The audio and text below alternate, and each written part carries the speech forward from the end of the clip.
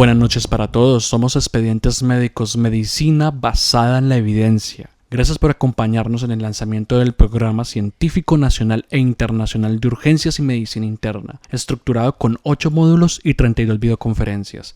Un contenido claro y puntual de situaciones registradas que son potencialmente mortales al momento en que un paciente ingresa a los servicios de urgencias, con el apoyo del Colegio Médico Colombiano.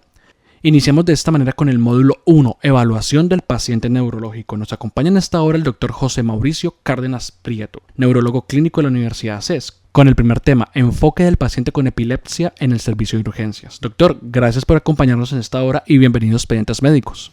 Gracias, Julián, por la presentación. Como él lo mencionó, mi nombre es José Mauricio Cárdenas, médico cirujano de la Universidad Libre, neurólogo clínico de la Universidad CES. Actualmente trabajo como neurólogo en hospitalización y consulta externa en la clínica Rafael Uribe y la clínica CES. Hoy vamos a hablar de un tema el cual es necesario conocerlo con mucha claridad en el servicio de urgencias, que es el manejo del paciente quien sufre de epilepsia.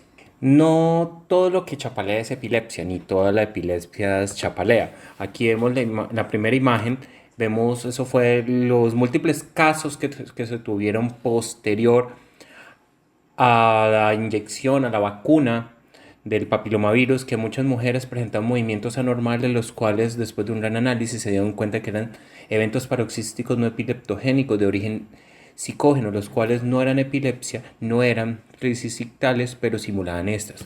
Acá vemos el típico paciente que uno ve que está en el piso, que empieza a chapalear o a convulsionar, como muchos se les dice, el cual todo el mundo arranca a meter los dedos en la lengua, etc. Y aquí es una escena de Los Simpsons en la cual simuló las crisis reflejas a estímulos lumínicos, las cuales son reales, y se presentó en la vida real posterior a un capítulo de Pokémon en varios niños en Japón. ¿Listo? Entonces, para empezar, damos unas definiciones claras. Epilepsia se puede definir como una alteración del cerebro caracterizada por la predisposición mantenida a generar crisis epilépticas y por las consecuencias neurobiológicas, cognitivas, psicológicas y sociales de esta alteración, requiriendo al menos la existencia de una crisis epiléptica. ¿Y qué es una crisis epiléptica? Comprenden alrededor del 1% de las consultas de urgencias y puede afectar la calidad de vida. ¿Y en qué consiste una crisis epiléptica? Son eventos los cuales se dan por una hiperactividad o un hipersincronismo de la actividad neuronal cerebral, las cuales se manifiestan por partes motoras, sensitivas, visuales, las cuales pueden ser evidenciadas clínicamente. Cuando nos vemos en urgencias, el paciente con epilepsia en urgencias tenemos 3 grandes grupos. Una es que sea su primer episodio epiléptico, la primera crisis convulsiva. La otra es el paciente que ya tiene epilepsia ya conocida y vamos a ver qué vamos a hacer. Y el otro es el estado epiléptico, el cual vamos a definir posterior. Entonces, vamos a hablar de lo que es el enfoque de la primera crisis. Aquí tenemos un paciente, es un caso clínico de la vida real, un paciente de 33 años sin antecedentes previos de importancia, quien ingresa en el contexto de una primera crisis tónico-clónica generalizada mientras estaba trabajando, con posterior recuperación a su basal. Relativamente entra caminando por sus propios medios sin ninguna focalidad y dice, vea, yo convulsiono. Ahí es que nos preguntamos, ¿qué vamos a hacer? Lo primero que vamos a hacer es definir si este evento es o no una crisis epiléptica. O sea, ¿convulsiona o no? Es lo primero. Entonces, como lo dijimos al principio, ¿qué es una crisis epiléptica? Son signos o síntomas transitorios, es muy importante la palabra transitorios, debido a una anormal excesiva sincrónica actividad neuronal en el cerebro. ¿Cómo podemos clasificar estas crisis? Podemos clasificarlas como generalizadas o focales o desconocidas. Las crisis generalizadas son las que la actividad ictal, la actividad eléctrica se difunde a todo el cerebro. Puede ser tónico-clónica, pueden ser lo que llamamos crisis de ausencia, que es el niño que se queda mirando al infinito y al más allá. Clónicas, que son movimientos repetitivos. Tónica, que es una postura con aumento del tono, la cual es constante. Atonía, que es la pérdida del tono súbito, que es el típico niño que se va de cabeza.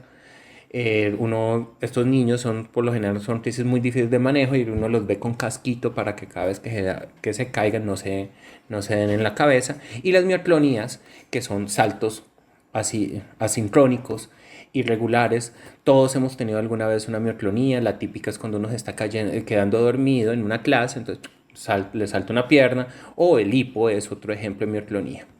Y las crisis focales es cuando la actividad o los síntomas vienen de una sola área del cerebro, las cuales pueden ser motoras, que son la típica también tónico, clónica, pueden ser auras, que pueden ser auras que son manifestaciones que el paciente puede narrarnos, que puede ser sensitiva, puede ser visual, unas parestesias, alucinaciones visuales, un pito o simplemente una alteración del grado de alertamiento, las cuales conocemos como discognitivas, o que comience focal y se vuelva bilateral, lo que antes se llamaba con generalización secundaria, y unas que no tenemos la mínima idea si son focales o generalizadas o ambas. Las crisis, como podemos, tienen su diagnóstico diferencial. Como dijimos, no todo lo que chapalea es epilepsia. Aquí en este cuadro podemos ver los tipos de crisis: ausencias, focales, tónico-clónico, o lo que llamamos lo que son crisis psicógenas o ataques psicógenos, que son eventos paroxísticos no epileptogénicos que no vienen por actividad ictal proveniente del cerebro, que puede ser por un estado conversivo o simulador, que a veces son difíciles. Yo siempre a los residentes les digo, conversivo es lo último presuntivo, pero siempre hay que tenerlo en cuenta. El síncope, que el cual le vamos a dar un gran énfasis porque es el que más difícil se puede encontrar, la migraña, el ICT o el accidente cerebral transitorio, las parasomnias, especialmente algo que llama el trastorno del comportamiento del sueño REM, que es el paciente que pelea, patalea dormido, actúa el sueño y puede simular una crisis tónico-clónica durante el sueño, y la cataplexia.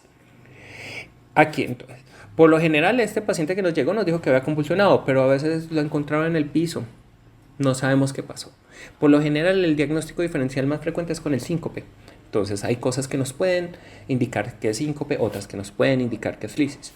Entonces tenemos hacia el síncope en la historia clínica la presentación de sudoración, una postura prolongada, estar parado por mucho tiempo, la micción precipitante, es la de posterior a defecar.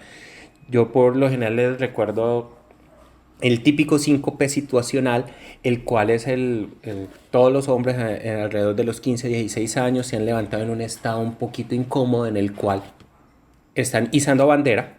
En ese momento, cuando están izando bandera, tienen ganas de ir al baño, se van al baño, no pueden orinar porque están izando bandera, y en un momento u otro la perfusión baja al cerebro, se va a la vejiga y empieza a sentir sudoración y se van para el piso. Tú encuentras a ese pelado de 14, 15 años tirado al lado del baño, orinado. ¿Listo? Pero eso no fue una convulsión, fue un síncope situacional posmicción por la distensión de la vejiga, lo cual hace un reflejo vasovagal. Ese es un típico ejemplo de un síncope situacional. ¿Listo? Entonces eso también va a un punto que muchos dicen, no se orinó, no es crisis, no. O el que se orinó es una crisis, no. Un síncope puede una crisis tener relajación de esfínteres, lo cual este dato no nos ayuda a diferenciar. Tenemos hallazgos ya muy característicos clínicos que nos pueden indicar que es crisis, especialmente la mordedura de la lengua, y hay otras cosas que son las que nos cuentan si estaba pálido, sudoroso, o la presencia de palidez, sudores y movimientos anormales nos puede estar hablando de un síncope convulsivo, que también es la misma etiología de hipoperfusión igual que el síncope, y lo que son las crisis ya en la confusión posterior o el giro de la cabeza, una focalidad posterior. Para esta diferenciación hay un score, es el Sheldon Score, el cual tiene una alta sensibilidad del 94% y una especificidad del 96% para el diagnóstico de crisis ictal. No nos da el diagnóstico de epilepsia, simplemente nos evalúa el episodio y nos dice si es una crisis ictal, no, es un síncope posiblemente, ese solo episodio. Nos evalúa estos puntos, los cuales nos hablan: mordedura de la lengua, especialmente si el lateral tiene mayor peso, la presencia de déjà vu o Hammersburg, el estrés emocional asociado, el giro de la cabeza durante el episodio, que no responda a posturas anormales, movimientos anormales, o que no se acuerde de nada de lo que pasó. Episodio confusión posterior, la presencia de destellos de luz o lo que son fosfenos, la sudoración y que estaba parado o sentado de manera prolongada eh, antes de asociado al episodio. Estos últimos tres, como los ven, puntúan negativos porque estos nos indican más hacia síncope. Un puntaje menor a 1 nos da apoya síncope y uno mayor o igual a 1 nos enfoca a crisis ictal. Esas son otras diferencias que ya las hemos mencionado. Ahí las pueden ver en el cuadro. Listo. Entonces primero definimos eso, no una crisis.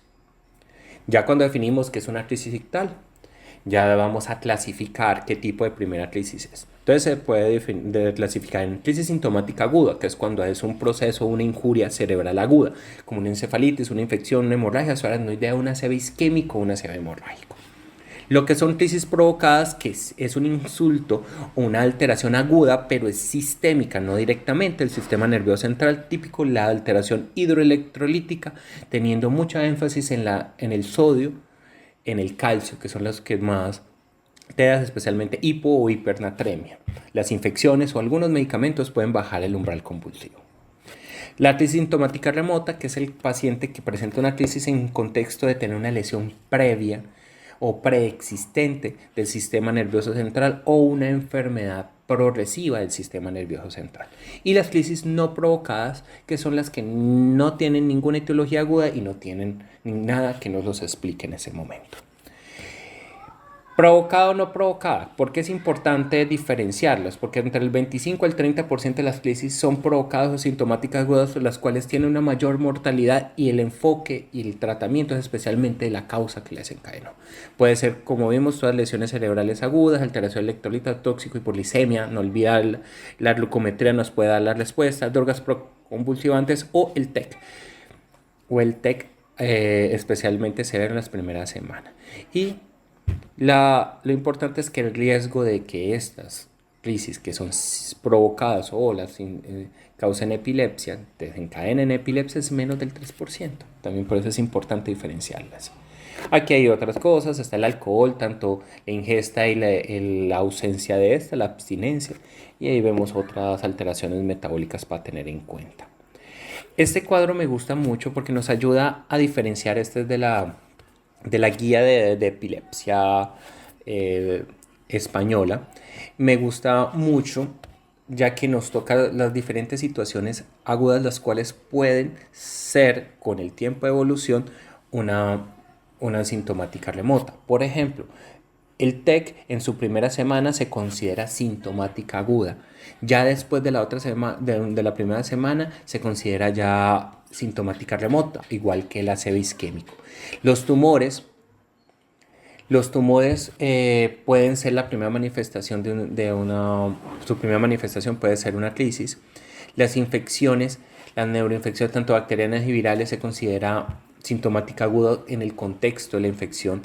Cambia algo en la infección ya aguda, en el curso de la infección, diferente en la neurocisticercosis, el cual depende del estadio del parásito, siendo vesícula y coloide sintomática aguda, pero ya cuando son granulomas calcificados ya se considera una sintomática remota.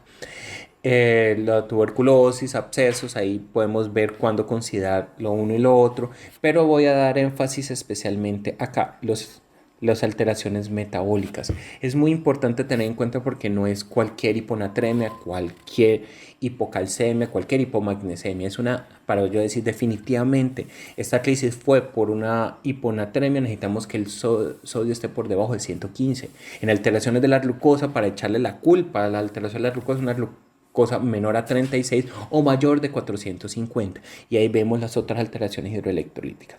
En el adulto, la fiebre no es causa de crisis. En el niño sí, eso es otro capítulo, que son las crisis febriles, pero en el adulto, que la fiebre sea la causante, no.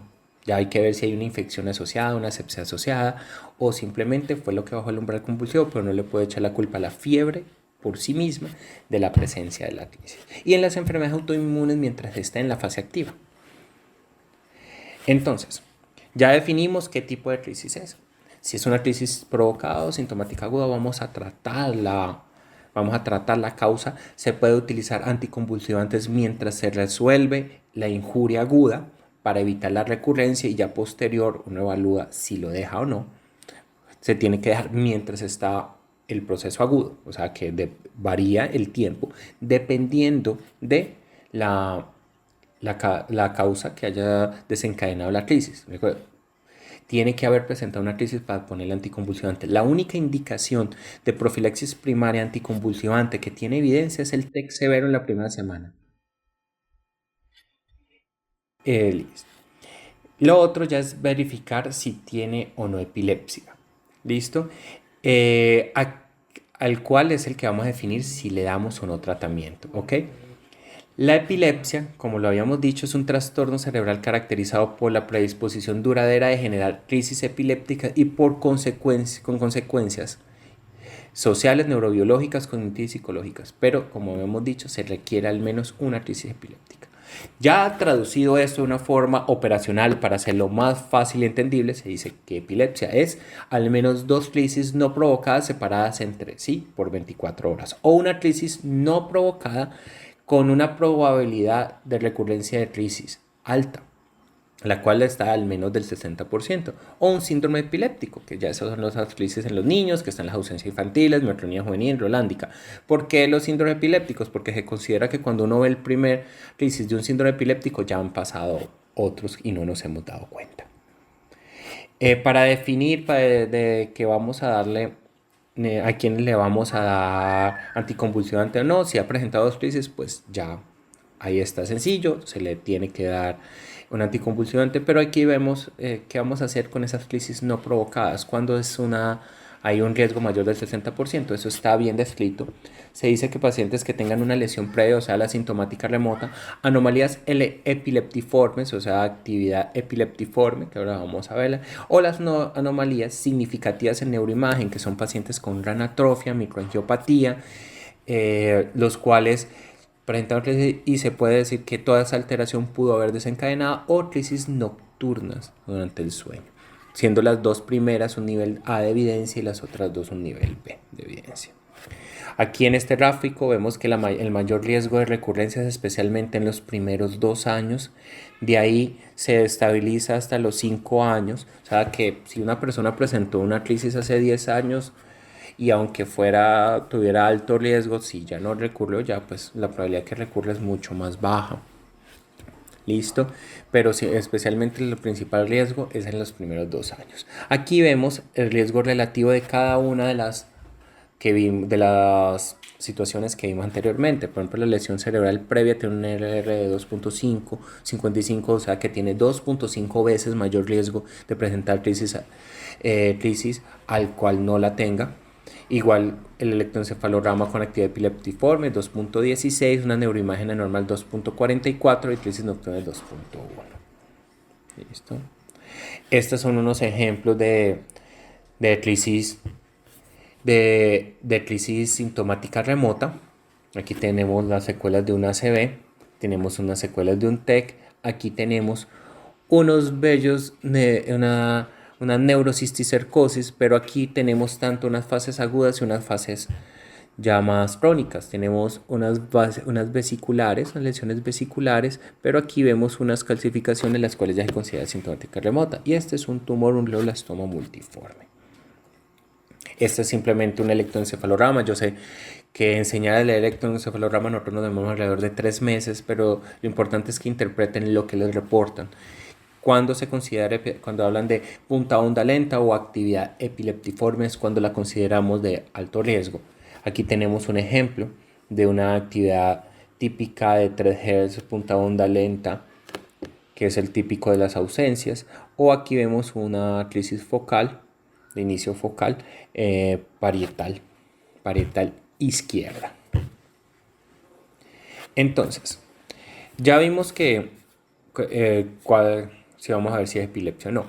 Otra cosa que siempre hay que interrogar en el momento de tomar la decisión, ser muy enfático si en realidad es la primera epilepsia, la primera crisis. Preguntarle si hay signos de síndromes epilépticos. Por ejemplo, es que el peladito se queda mirando el cielo sin nada como elevado como bobito, o simplemente de que a veces le saltan los brazos en la mañana, eso puede ser indicativo de una mioclonía juvenil, o signos indirectos. Usted se levanta con la lengua mordida, o ya adulto se orina, o se orina en la noche, o se levanta y está mojado sin razón. O fatigas o traumas al levantarse sin una explicación clara, nos podría indicar que posiblemente está presentando crisis durante el sueño, pero eso habría que indagarlo muy bien.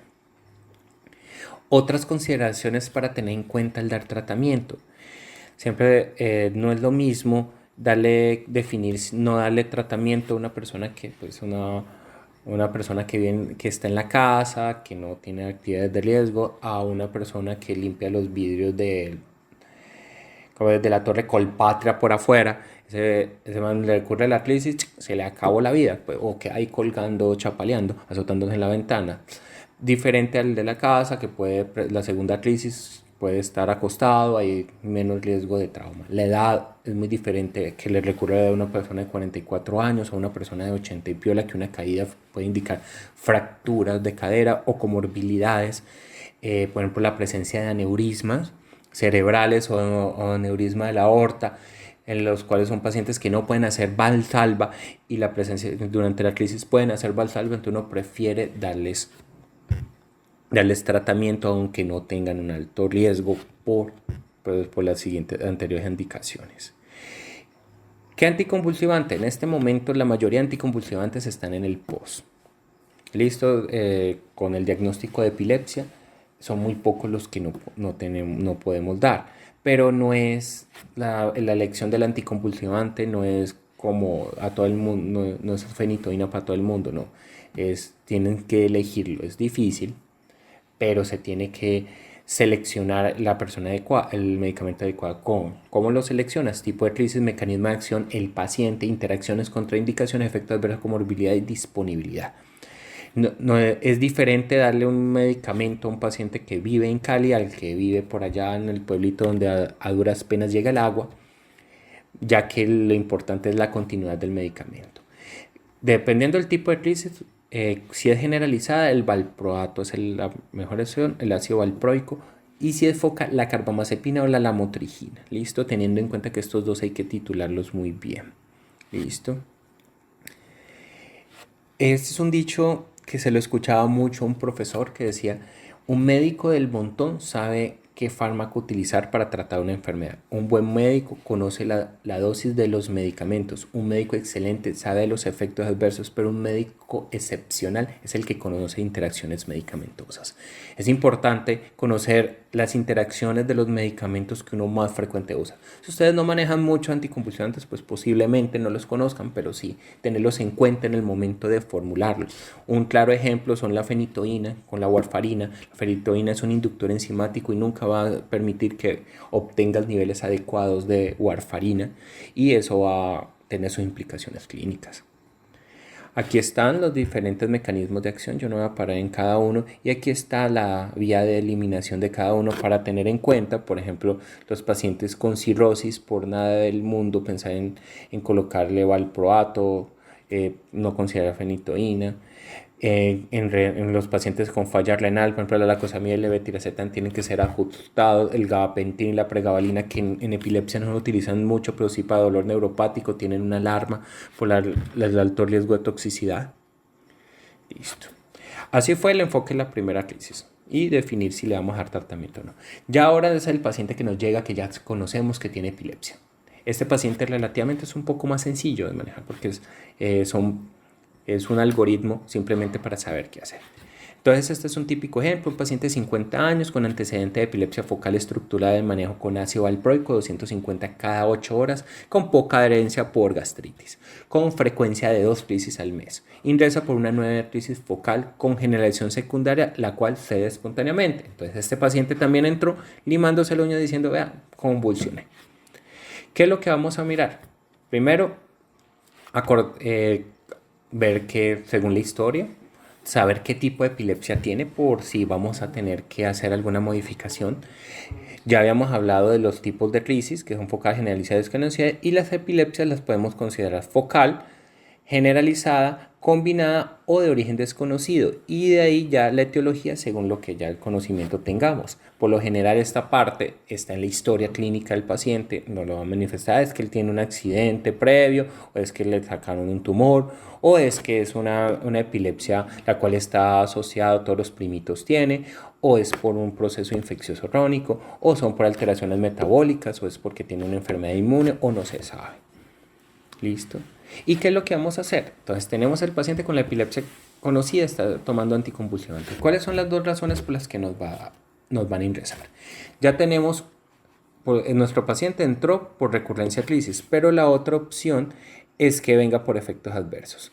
Hay que tener en cuenta, si el efecto adverso es dosis dependiente, por lo general la típica es la somnolencia, entonces lo que uno hace es disminuir la dosis. Sí se puede.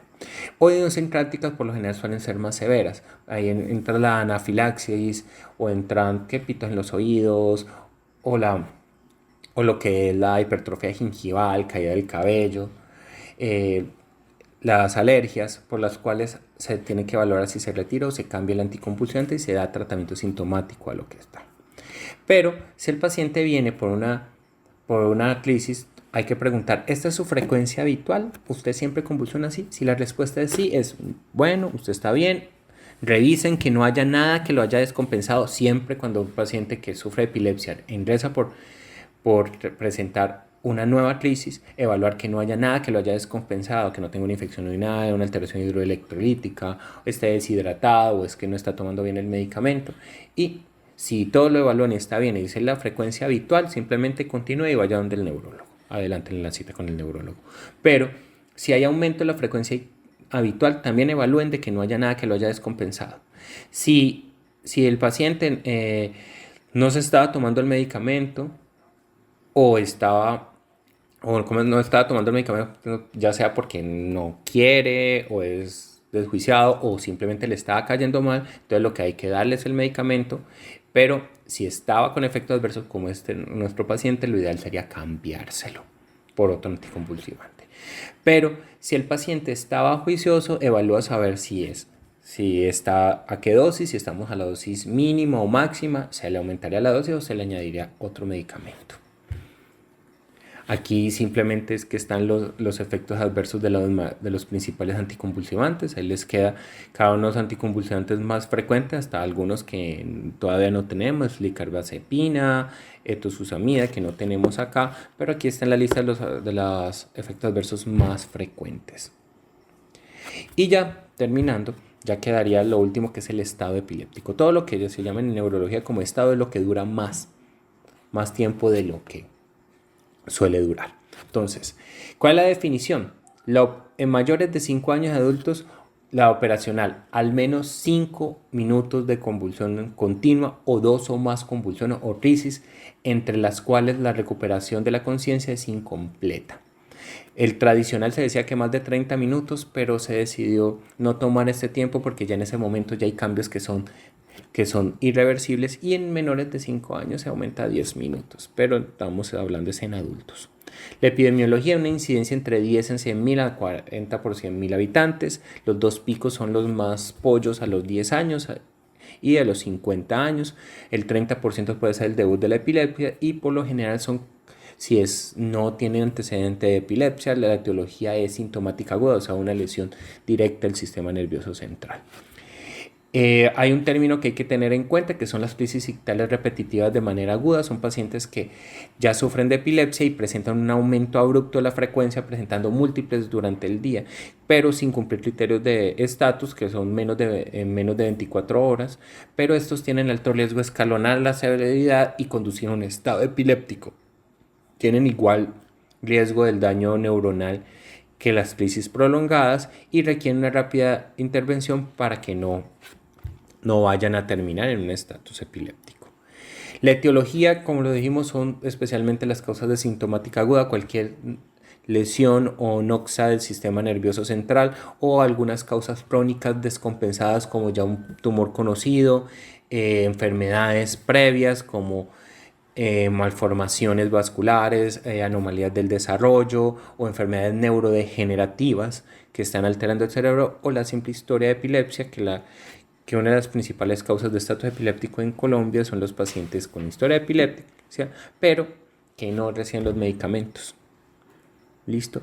¿Qué es lo que pasa en el estatus epiléptico? Entonces, normalmente una persona cuando presenta una crisis frena para antes de los 5 minutos. Una crisis no dura más de 2 a 3 minutos y son por un equilibrio entre los mecanismos que inician la crisis y las que los terminan. Por lo general, la encargada de terminar son los inhibidores, son mecanismos GABAérgicos, pero en el estatus epiléptico hay una descompensación de eso, hay un desequilibrio de eso en el cual los responsables de la terminación se alteran y hay una liberación de adenosina y péptidos y una depresión de ATP aumentando la actividad del GABA. Estos son los encargados de la terminación. En el estatus epiléptico esto no funciona y hay otros mecanismos que prolongan, como alteración en la barrera hematoencefálica, inflamación y resistencia a los medicamentos benzodiazepínicos, lo cual se da por internalización de los receptores GABA, aumento de la expresión de los receptores NMDA, aumento de los péptidos proconvulsionantes, especialmente sustancia P y neurocinas. Listo. ¿Qué es lo que pasa con el tiempo? Entonces, en la primera fase son los milisegundos y segundos, que es una fosforilación de las proteínas, de sensibilización de los receptores. Eso es lo que pasa en una crisis normal. De ahí, inmediatamente, entrarían los inhibitorios, los cuales pararían la crisis, pero en el estatus epiléptico, en segundos o minutos, ya lo que es una disminución del GABA, un incremento de los NMDA y de los receptores AMPA, que son receptores de glutamato, los cuales hacen que la crisis se prolongue. Después de minutos a horas hay un aumento de los neuropéptidos excitatorios, en los cuales también está el aumento del glutamato y disminución de los inhibidores, lo que va haciendo que la crisis se prolongue, y posterior ya en horas a días hay cambio de expresión de genes con muerte neuronal, lo cual impide y dificulta regresar a su basal y frenar la crisis. La clasificación del estado epiléptico puede hacerse por semiología. Yo por lo general digo en convulsivo y no convulsivo. Convulsivo en el que la actividad motora se puede visualizar, y no convulsivo es en el que no vemos actividad motora fácilmente visible. Siempre que van a evaluar a un paciente que está en la UCI, que está estatus epiléptico o que tiene alteración de la conciencia, la primera recomendación es quitar totalmente la cobija, ya que las áreas que más hacen crisis, especialmente síntomas motores leves, por lo general son las áreas que tienen mayor representación del homúnculo, o sea, el dedo, el hallux, la boca, el ojo y el dedo pulgar, o sea, son las partes que tienen mayor representación, por lo cual deben tenerse en cuenta. Siempre, por lo general, la mayor frecuencia ha sido el pulgar, que uno ve un leve movimiento. Entonces, por eso es importante la observación en estos pacientes. La etiología puede ser conocida, sintomática o aguda, lo que estamos hablando, una ACV, una encefalitis o remota que ya tiene una lesión, o algo progresivo, tumores o enfermedades neurodegenerativas. Síndromes electroclínicos ya conocidos, o puede pasar que no sepamos qué es. La correlación electroencefalográfica, dependiendo del tipo de actividad ictal y pues dependiendo de la edad, también nos va a ayudar a indicar qué tipo de estatus epiléptico, especialmente orientarnos hacia la etiología. Entonces, ¿qué hacemos? Historia clínica, examen neurológico. Vamos a tomar paraclínicos, tanto de sangre y la parte de neuroimagen, y ahí evaluaríamos el requerimiento de punción lumbar y el electroencefalograma, que le coloco 3 asteriscos y ahora se van a dar cuenta por qué. ¿Qué pasa con el electroencefalograma? Lamentablemente no estamos en el Johns Hopkins, no estamos en un sitio donde podamos hacer electroencefalograma a todos nuestros pacientes con estatus epiléptico. En la clínica yo no tengo la opción de conectar un paciente a un video monitoreo, por lo cual me toca esa evaluación clínica, pero lo ideal sería una monitorización continua de electroencefalográfica, la cual, ¿cuáles son lo indicado? Cuando el estatus epiléptico dura mayor a 1 hora, hay sospecha de estatus epiléptico no convulsivo, o sea, un paciente en coma, sin respuesta, un estatus epiléptico refractario y superrefractario, necesidad de llevar al paciente a brote supresión, que esos son los pacientes refractarios, los cuales llevamos a sedación, un deterioro del estado de conciencia, el cual No tenemos sospecha de recaída, persistencia de crisis o evaluación de eficacia del tratamiento, o sea, si llegamos a estallido de supresión.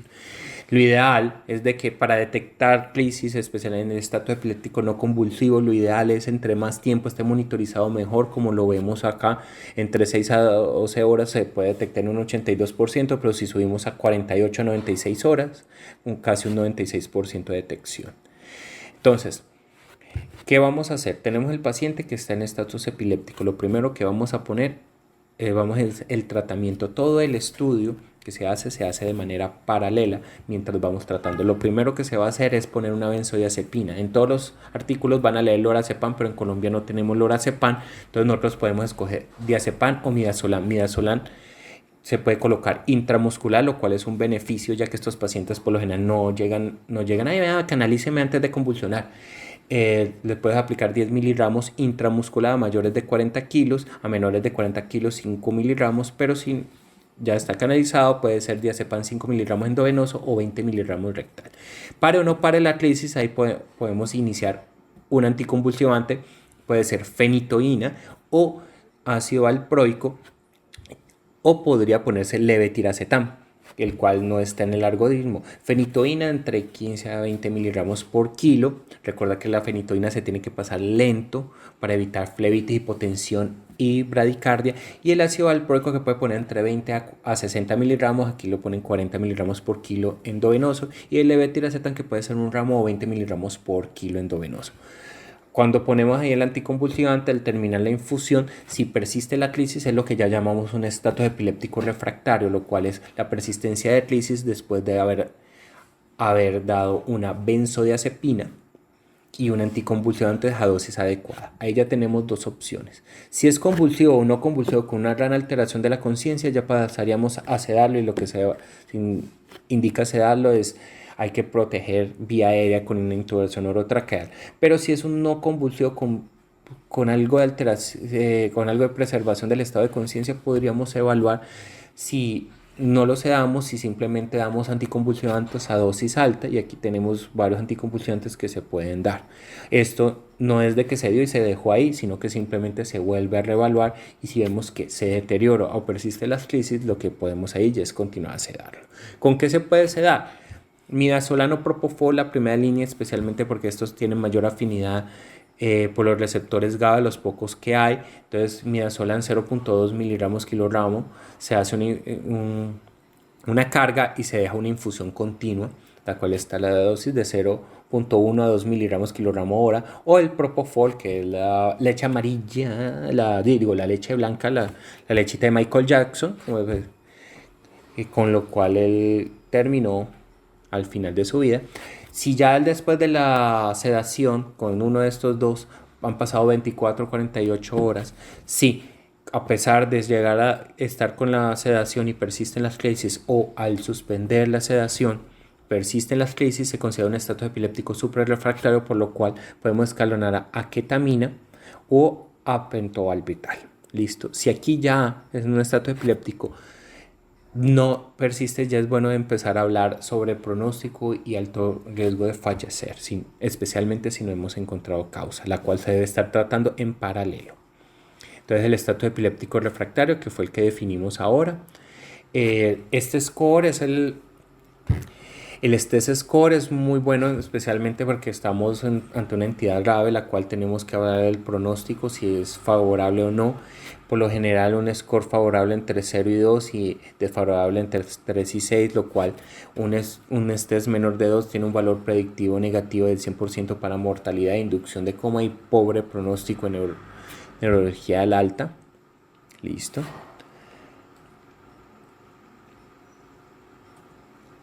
Aquí tenemos todos los anticonvulsivantes que tenemos por vía endovenosa. Pues nosotros no tenemos fenitoína, sino que tenemos fenitoína, lacosamida, levetiracetam, fenobarbital ya poco usado.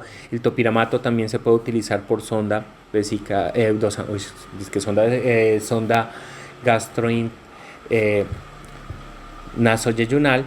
Tener en cuenta es la acidosis metabólica, el ácido valproico también tenemos. Listo. Tener en cuenta esto tanto para cuando lo que hablamos antes de escoger el anticonvulsivante. El anticonvulsivante de manera crónica, tener en cuenta las comorbilidades, por ejemplo en cáncer, la interacción de los anticonvulsivantes con los diferentes medicamentos, la falla hepática, que el ácido valproico está totalmente contraindicado, en insuficiencia renal, que hay que ajustar los medicamentos, y el VIH, el cual puede haber interacción con los medicamentos. Aquí están la dosis de los diferentes medicamentos para la infusión continua, los que tenemos a la mano, y aquí está ya lo que uno hacemos cuando estamos frente a un estatus epiléptico súper refractario. Recordad de que ya el estatus súper refractario es una entidad severa, la cual la mortalidad es alta, y ya todos los medicamentos que están descritos por lo general son off-label, en los cuales podemos encontrar otros medicamentos como sulfato de magnesio, esteroides, pero lo esencial para el estatus epiléptico refractario y superrefractario es el manejo de la causa. Aquí simplemente está de nuevo el algoritmo que les había mostrado. Listo, el superrefractario, que fue lo que ya mencionamos. Tener en cuenta que el superrefractario, si no hemos tenido causas, hay que estar pensando especialmente en algo autoinmune o una infección no encontrada, especialmente la encefalitis herpética o cosas autoinmunes como paraneoplásicas. Por eso es que podemos considerar dar esteroides o inmunoglobulina, especialmente si ya se ha excluido infección. Y listo. Y aquí están los otros medicamentos que les había mencionado, que son off-label, pero nos pueden ayudar en estos pacientes que no hemos podido sacar del estatus epiléptico. Listo. Entonces, ya culminando, mensajes para llevar a la casa. Toda primera crisis requiere estudios inmediatos para descartar causa aguda y determinar riesgo de recurrencia. Listo. Para el manejo de epilepsia ya conocida en urgencia se requiere conocer frecuencia ictal, adherencia al manejo y efectos adversos de los diferentes anticonvulsivantes. El estado epiléptico debe ser identificado precozmente para su manejo adecuado y oportuno con el fin de evitar y disminuir complicaciones. ¿Listo? Gracias. Nos acompañó en esta hora el doctor José Mauricio Cárdenas Prieto, neurólogo clínico de la Universidad CES, quien inició el programa científico de urgencias y medicina interna en su capítulo 4. Gracias a ustedes también por acompañarnos. Recuerden que si todavía no se han inscrito al programa científico completo, lo pueden hacer a través de nuestras líneas de atención 318-356-2765 o escribiéndonos al correo info@expedientesmedicos.com.co o a través de la página www.expedientesmedicos.com.co. Gracias a ustedes por acompañarnos. Una feliz noche.